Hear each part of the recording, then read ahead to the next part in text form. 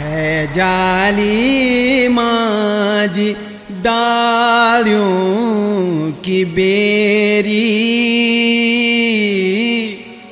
कनी किस्मत रे होली मेरी।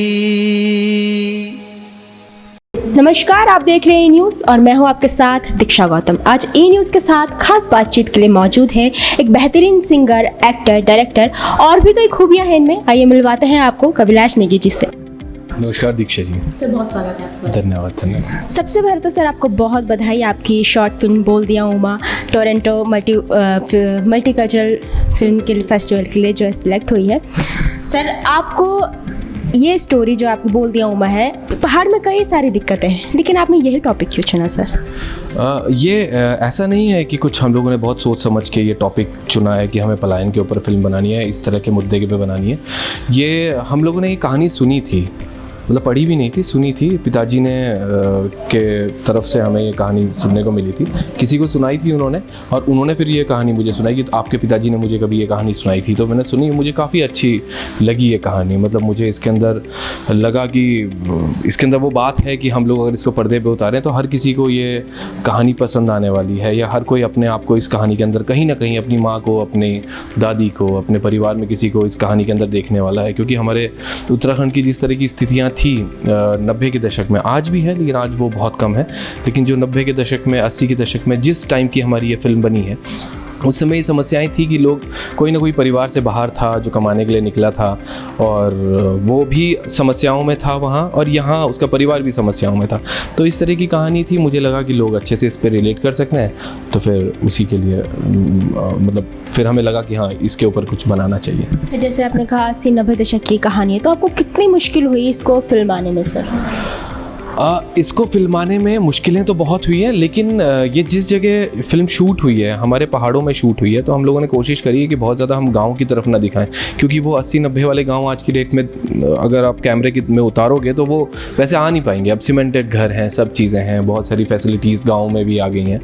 तो हम लोगों ने कोशिश करी है गाँव से थोड़ा सा अलग रहने की, तो हम लोगों ने इसीलिए, और वो ये कहानी भी ऐसी है कि पूरे रास्ते में बातचीत वाली कहानी है, तो उसमें वहाँ तक तो हमें दिक्कत नहीं आई। लेकिन जो हमें दिक्कत आई है 80-90 वाला दशक दिखाने में, वो आया है बस के टाइम पे। अब शायद आप लोगों ने गौर किया होगा, दर्शकों ने गौर किया हो ना किया हो, लेकिन वो बस है, वो बस सफ़ेद कलर की बस थी। उसको हमने पूरा उसका पेंट निकाल के, उस पर प्राइमर मार के, फिर उस पर चखुलिया खाल भी लिखा है। तो वो फिल्म थोड़ा बस का लग रहा था कि बस 80-90 की दशक की दिख जाए, जो दिखी भी है। तो वहाँ पे थोड़ा हमें समस्याएं आई। बाकी हमारी जो फिल्म थी वो थ्रू आउट जंगल के रास्ते में थी, पहाड़ों के रास्ते में थी, तो फिर वहाँ पे समस्या नहीं आई, क्योंकि जब लोग ही नहीं दिख रहे थे तो कुछ इतनी समस्याएं उस समय आएंगी। आप एक बेहतरीन सिंगर भी हैं, एक्टर भी हैं और डायरेक्टर भी हैं, तो आपको किस किरदार में ज़्यादा मज़ा आता है? सिंगिंग में मज़ा आता है, एक्टिंग में, या डायरेक्शन? नहीं, मैं बहुत अच्छा सिंगर नहीं हूँ, लेकिन बहुत अच्छे सिंगर्स हैं जो यहाँ पे हैं। मैं बहुत अच्छा सिंगर नहीं, अगर मैं बहुत अच्छा सिंगर होता, या मैं समझता अपने आप को, या फिर मैं सच में होता, तो शायद मैं आज तक बहुत सारे गाने गा चुका होता। तो बस ये सब चीज़ें आप कह सकते हैं कि पार्ट टाइम है, कि कभी अपना चैनल है, कुछ कंटेंट डालना है, तो मैंने अभी ये गाना भी जो मेमना पूछा है वो मैंने 10 साल के बाद गाया है, देहरादून वाला के बाद। तो ऐसा नहीं है, मैं ऐसे सिंगर नहीं समझता हूँ अपने आप को। बस इतना है कि थोड़ा कंटेंट बनाने के लिए मैं ये सब काम कर लेता हूँ। बाकी हाँ, जो मेरा रुझान है, वो मेरा रुझान डायरेक्शन की तरफ काफ़ी है, पहले से ही था, शुरुआत से ही। तो मौके में किस्मत है मेरी अच्छी, जो मुझे मौके भी मिले पिताजी के कुछ गाने डायरेक्ट करने के, और उसके बाद ये फिल्म, मतलब मुझे फिल्म ही डायरेक्ट करने में मज़ा आता है, शॉर्ट फिल्म्स और ये सब चीज़ें। तो गानों से मैंने सीखा, 2-4 पिताजी के 4-5 गाने जितने भी डायरेक्ट कर रहे हैं, वहाँ से थोड़ा सा मुझे एक्सपीरियंस लिया डायरेक्शन का। उसके बाद अभी शॉर्ट फिल्म्स है, अभी 1-2 प्रोजेक्ट और भी हैं जो मैं करना चाहूँगा। तो आने वाले समय में हम ये मान सकते हैं कि आप कोई बड़ी उत्तराखंड की फिल्म डायरेक्ट कर सकते हैं? अभी अगर मैं इस लायक हो गया कि मैं बड़ी फिल्म कर पाऊँ तो मैं कर लूँगा, लेकिन अभी तो मुझे लगता है कि पहले तो बहुत कुछ सीखना है। तो यही शॉर्ट फिल्म ये काफ़ी कुछ सिखाती हैं आपको, छोटी फिल्म्स होती हैं, और इसमें आपको ये भी होता है कि इतने ही टाइम लिमिट के अंदर आपको ये कहानी पूरी कहनी होती है। तो इनसे पहले हम सीख रहे हैं, जब ये सब सीख जाएँ तो क्या पता एक दिन ऐसा भी हो कि हम पूरी फीचर फिल्म भी बनाएं। आगे आपके क्या प्रोजेक्ट रहेंगे सर? आगे हमारा 1-2 प्रोजेक्ट हैं। एक और शॉर्ट फिल्म है जिस पे मैं मैं अभी काम कर रहा हूँ, तो शायद हम उसको नवंबर दिसंबर के टाइम पे शूट करेंगे। तो अभी फ़िलहाल तो यही है, बहुत आगे नहीं सोचा है, बस इतना एक शॉर्ट फिल्म है, वो ख़त्म हो फिर देखते हैं आगे क्या करना है। सर आपकी वाइफ ने इस शॉर्ट फिल्म में जो है एक्टिंग की है, पहली बार कर रही है और बहुत बेहतरीन एक्टिंग की है, सबने बहुत पसंद भी किया है। तो हम ये माने कि आने वाली जो आपकी शॉर्ट फिल्म जो आप बोल रहे हैं उनमें भी वो दिखेंगी? ज़रूर, अगर उसके लायक रोल होगा तो वो ज़रूर दिखेगी। और वो ये उसकी पहली फिल्म आपको, हाँ, उत्तराखंड में बोल सकते हैं, लेकिन वो एक्टिंग फील्ड से ही है। और हमसे सबसे ज़्यादा, मतलब जितने हम लोगों ने काम किया, मुझे लगता है सबसे ज़्यादा एक्सपीरियंस्ड वही थी, क्योंकि वो थिएटर कर रही है काफ़ी सालों से भोपाल से। वो भोपाल से है, तो वहाँ पे वो रंग विदूषक, रंगमंच, इनमें बहुत काम किया है उसने, काफ़ी समय से काम कर रही है। तो हमें भी इसलिए आसानी हुई इस फिल्म को शूट करने के लिए, क्योंकि हमारे पास एक प्रोफेशनल, मतलब ऐसा एक थिएटर आर्टिस्ट था जिसके साथ हमें ज़्यादा समय नहीं लग रहा था शॉट लेने में। तो आगे भी अगर उसकी ज़रूरत होगी तो वो ज़रूर आएगी। 80-90 दशक की एक कहानी है, तो आपके किरदारों को आपको कितनी मुश्किल हुई कि आप किरदारों को उस सिनेरियो में आप ढाल सकें? किरदारों को तो देखिए, 2 ही किरदार इसमें मेन थे, जो पूरी फिल्म उन्हीं दोनों के ऊपर बेस्ड है। तो वो तो वेशभूषा से ही थोड़ा हम उनको कर पाए, उसके अलावा और कोई तरीका नहीं था। बाकी रही बात भाषा की, तो उसमें कुछ डायलॉग्स में हमने नेगी जी की काफ़ी मदद ली है कि वो डायलॉग लगें कि एक गांव वाला ही कह रहा है या उस समय का इंसान ही कह रहा है। जैसे आप कुछ शब्द सुनेंगे, धुरपला है और आपका ये 2-3 चीज़ें जो और भी हम लोगों ने इसमें ऐड करी हैं, वो पिताजी ने हमें, नेगी जी ने हमें वो किया है कि कुछ डायलॉग्स इस तरह के होने चाहिए कि जो हमें उस समय की याद दिलाएं, ना कि वो आज के हिसाब के डायलॉग हों। तो वहाँ पे बस कलाकारों को तो इतना टफ़ नहीं था, क्योंकि वो तो जो डायलॉग था उनको कहना था। टफ़ था थोड़ा सा वेशभूषा मेंटेन करना, वो भी वेशभूषा सिर्फ एक ड्रेस में वो पूरा शूट हुआ है ऊपर से नीचे तक, बाकी ऐसा कुछ नहीं था। और हमने इसमें कोई भी आर्टिफिशियल लाइट नहीं यूज़ करी है इस पूरी फिल्म में, कोई लाइटिंग नहीं है, कुछ नहीं है। हमने पूरा जितना कुछ है वो नेचुरल लाइट, सनलाइट पे ही काम किया है, रिफ्लेक्टर तक हमने यूज़ नहीं किया है, उसको पूरा एक नेचुरल लुक देने की कोशिश करी है इस फिल्म में। अभी आपकी जो फिल्म है टोरंटो मल्टीकल्चरल फिल्म फेस्टिवल के लिए सिलेक्ट हुई है, क्या और भी कई ऐसे फेस्टिवल्स, फिल्म फेस्टिवल है जिसमें आप अपनी फिल्म को भेजेंगे?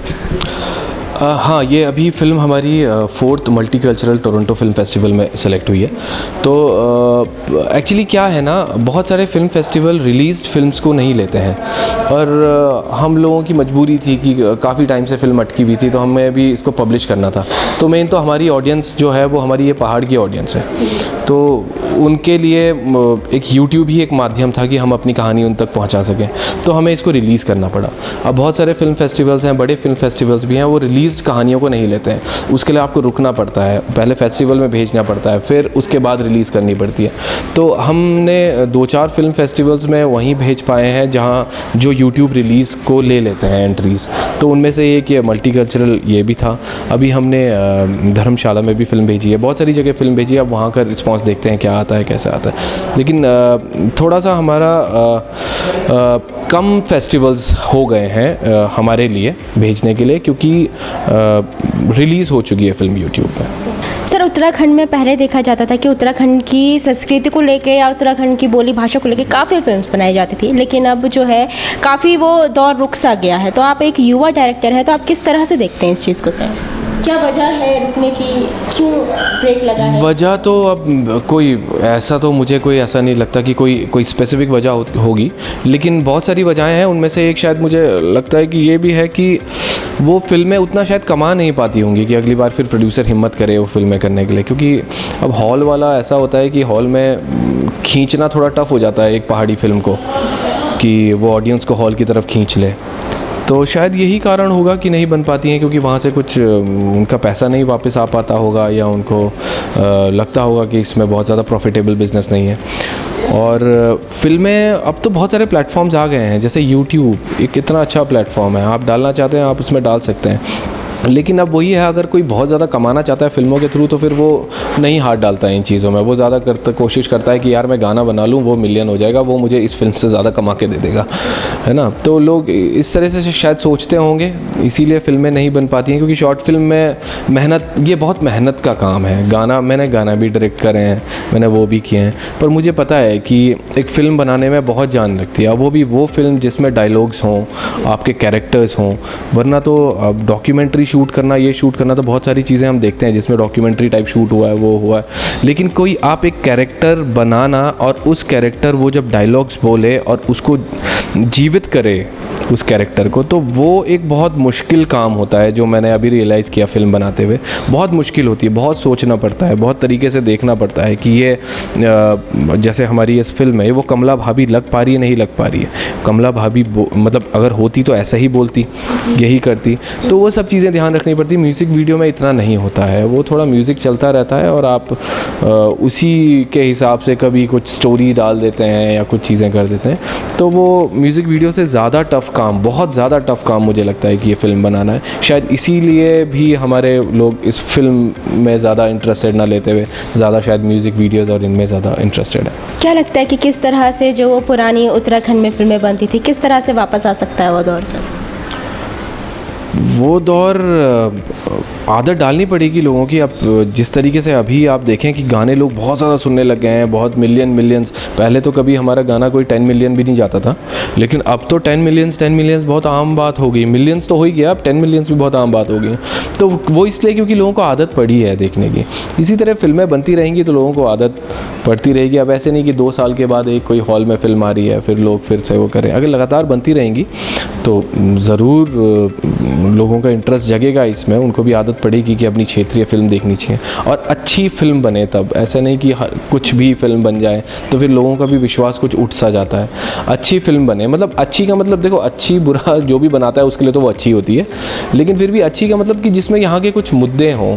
हम कुछ ऐसा ना कर दें कि कोई भी कहानी लेके कोई गढ़वाली से ना भटक के, कुमाऊनी से भटक के हम लोग कोई शहरों की कहानी पे यहाँ गढ़वाल के परिवेश में फ़िल्में बना दी। अगर यहीं की कहानियाँ हों, और इतनी सारी कहानियाँ हमारे पास, यहीं की कुछ कहानियाँ हों, इसी परिवेश में हो, तो फिर उसमें थोड़ा लोग भी उससे रिलेट करेंगे और उनको लोगों को लगेगा कि हाँ हम क्षेत्रीय सिनेमा देख रहे हैं। सर आप बड़े अच्छे सिंगर हैं। आपने मना किया है लेकिन आप हैं, हम जानते हैं, सब जानते हैं, तो लोगों ने आपको बहुत प्यार दिया। तो दर्शकों के लिए एक गाना सर। अब देखिए, मैं बहुत अच्छा तो नहीं गाता हूँ, वैसे ही नहीं गाता हूँ। आज तो मेरा और गला बैठा हुआ है फिर भी मैं कोशिश कर लेता हूँ।